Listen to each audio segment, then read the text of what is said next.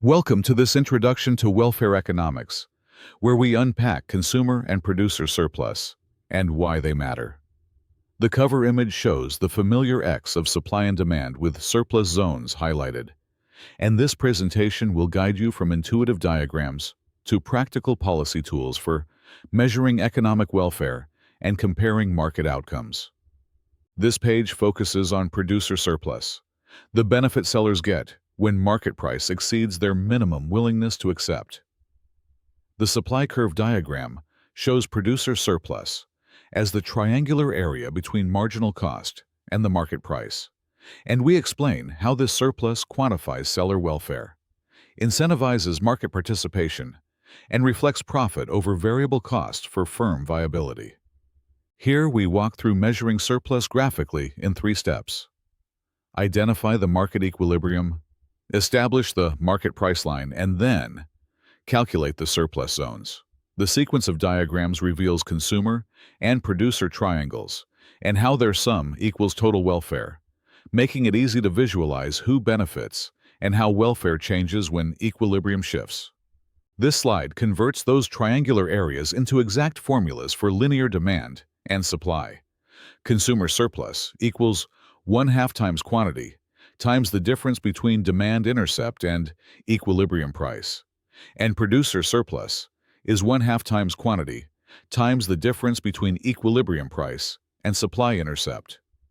These expressions let us do precise policy evaluation and comparative statics. The price ceiling analysis shows what happens when a binding cap sits below equilibrium.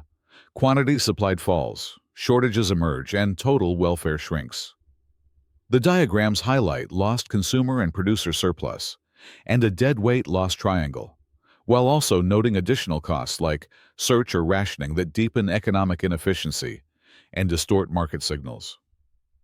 When a per-unit tax is imposed, a wedge forms between the price paid by buyers and the price received by sellers, which lowers quantity traded and reduces both consumer and producer surplus.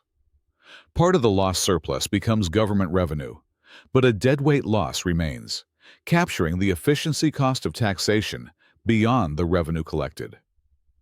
Perfect competition is the benchmark for allocative efficiency, where total surplus is maximized.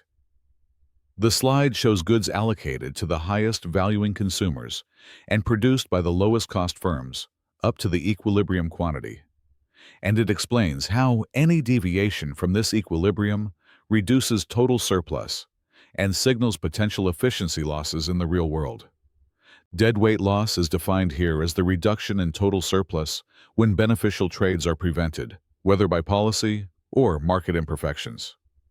The diagram visualizes the loss as a triangular area representing output reduction and distortion between marginal valuation and marginal cost, and it emphasizes that deadweight loss quantifies the welfare cost of market distortions. This comparison across market structures contrasts perfect competition, intermediate market forms, and monopoly.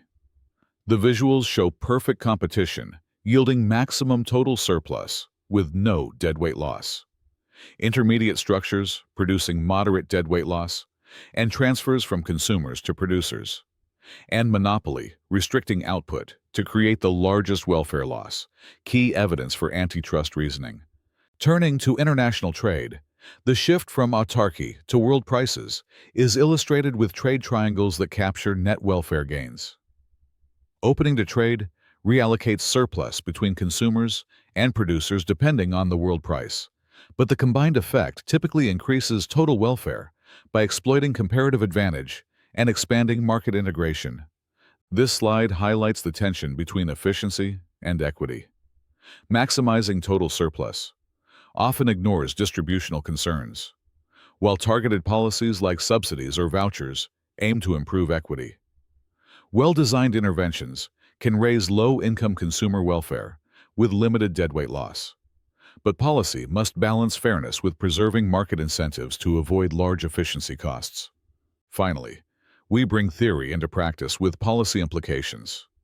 Accurate surplus analysis needs reliable elasticity estimates, consideration of long-run supply responses, and awareness of unintended interactions.